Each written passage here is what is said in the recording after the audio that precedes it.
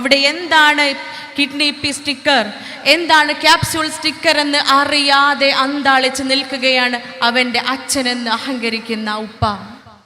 നമ്മൾ ഓരോരുത്തരും അതെ, നമ്മളവിടെ മനസ്സിലാക്കണം. ഓൺലൈൻ കമ്മ്യൂണിറ്റി ഉണ്ട്, മാനോസ്ഫിയർ എന്ന് പറയുന്ന. ഇന്ന് നമ്മുടെ ആൺകുട്ടികൾക്കിടയിൽ, ആണുങ്ങൾക്കിടയിൽ നിലനിൽക്കുന്ന ഒരു ഓൺലൈൻ കമ്മ്യൂണിറ്റിയാണ് മാനോസ്ഫിയർ. എത്ര പേര് ആ പേര് കേട്ടിട്ടുണ്ടെന്ന് അറിയില്ല. അവരുടെ ഹിഡൻ അജണ്ട എന്താണെന്ന് വെച്ച് കഴിഞ്ഞാൽ, ഒരു സ്ത്രീയുമായി യാതൊരു തരത്തിലുള്ള ബന്ധവും യാതൊരു തരത്തിലുള്ള പരിഗണനയും അവർക്ക് ഈ ഭൂമിയിൽ ആവശ്യമില്ല. ജീവിക്കുവാൻ ഒരു പെണ്ണിന്റെ സഹായ സഹകരണങ്ങളോ ഒന്നും തന്നെ ആവശ്യമില്ല എന്ന ചിന്തയുള്ള ഒരു കൂട്ടം ആണുങ്ങൾ. ഇവരുടെ ചിന്ത മുഴുവൻ എന്താ? എങ്ങനെ പെണ്ണുങ്ങളെ ജീവിതത്തിൽ നിന്ന് ഒഴിവാക്കാം. സ്ത്രീകളോട് അത്ര വെറുപ്പ് കൊണ്ട് നടക്കുന്ന, ഒരു തരം ടോക്സിക് മസ്കുലിനിറ്റി കൊണ്ട് നടക്കുന്ന ഗ്രൂപ്പ് ഓഫ് ആണുങ്ങളുടെ ഓൺലൈൻ കമ്മ്യൂണിറ്റിയാണ് മാനോസ്ഫിയർ.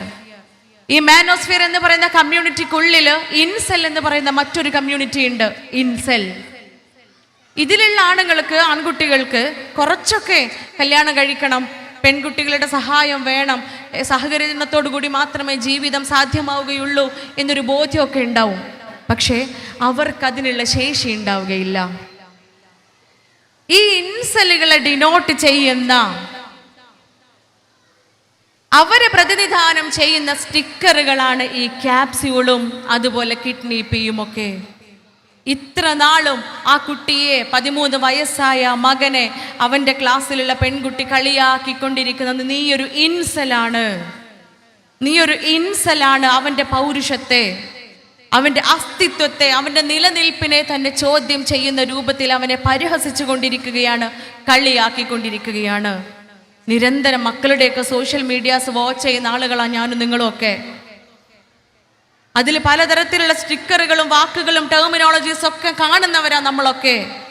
പക്ഷെ നെഗ്ലക്റ്റ് ചെയ്ത് വിടൂല്ലേ, ഒഴിവാക്കി വിടും. കാരണം എനിക്കതിനെ കുറിച്ച് അറിയില്ല.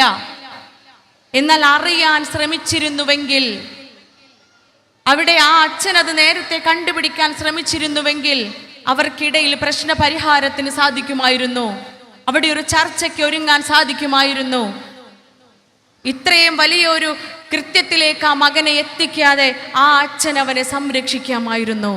ഇത് നമുക്ക് ഓരോരുത്തർക്കുമുള്ള വലിയ പാഠമാണ് പ്രിയപ്പെട്ടവരെ. നമ്മൾ മനസ്സിലാക്കണം, മക്കളുടെ ചിന്ത, മക്കളുടെ രീതികൾ എന്തെല്ലാമൊക്കെയാണ്.